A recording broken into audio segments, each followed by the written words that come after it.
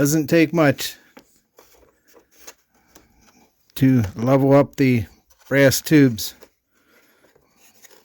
for the sponson rods. They're pretty close. It's a laser cut kit. Tweaking them a little bit.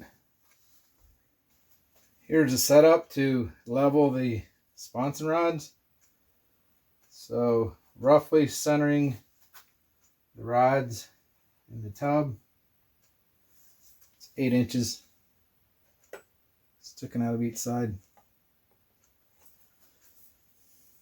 And then I am lightly putting pressure on the brass tube. Like on this one, I took a little bit off the bottom of the hole on the right side. So I believe around 980. Put some light pressure to hold that down.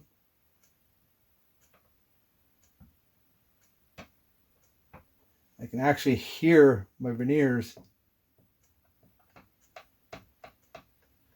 touching the carbon fiber rod. So that's really close. Probably within 5 thou. Not going to get any closer than that. So I already did this side, or this front tube. I shaved a little bit off the bottom of the hole on the front left. So I'll again hold a slight bit of pressure to make sure that tube is setting down in them holes. I can see a slight bit of movement. You can actually hear the veneers touching the carbon rod. So that setting, probably within 5 thousandths of an inch, I would say. When I eyeball down through here, I cannot see any difference of these rods being level to each other. Here's an up close look at what I am doing. I have my veneer set at 980 thousandths of an inch.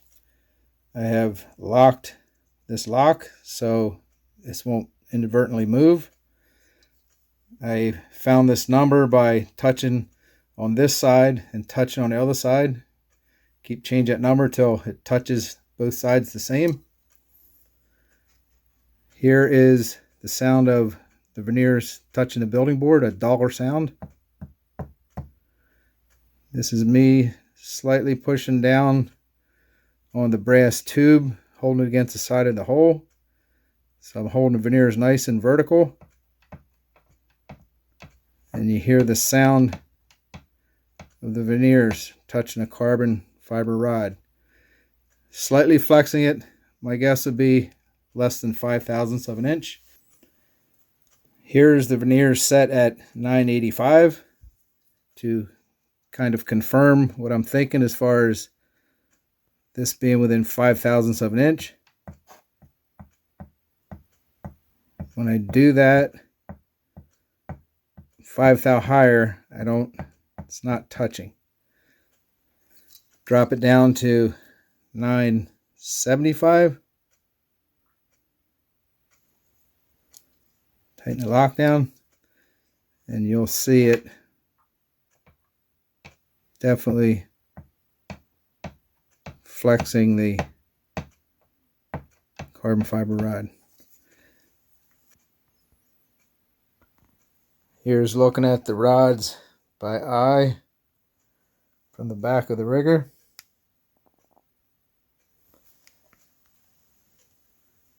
No doubt setting them within 5 thousandths of an inch with veneers off my building board. You're not going to pick up anything by eye as far as how level these rods are. Looks perfect.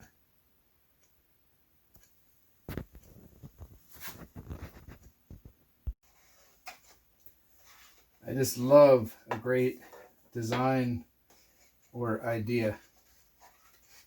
These doublers on these brass sleeves is one of them. Something worth pointing out: do not open up the hole in the doubler.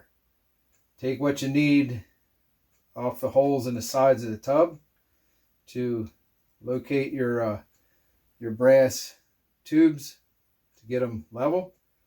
But the fit of the doubler and the bonding surface is such a simple idea to accurately locate the brass tubes in the tub. Love that idea. I got one more idea to share with you. The other day I was reading on a thread on the Offshore Electrics forum, and guys were discussing what kind of washers they were using between the locking collars and the side of the tub. So when the sponson rods flexed, the locking collars weren't rubbing the paint on the side of the tub. I do something a little different. I've done it on all my riggers, just made sense to me. So these brass sleeves are deburred on the ends. I filed the ends, deburred the inside, and I leave them slightly long, about 30 thou long. When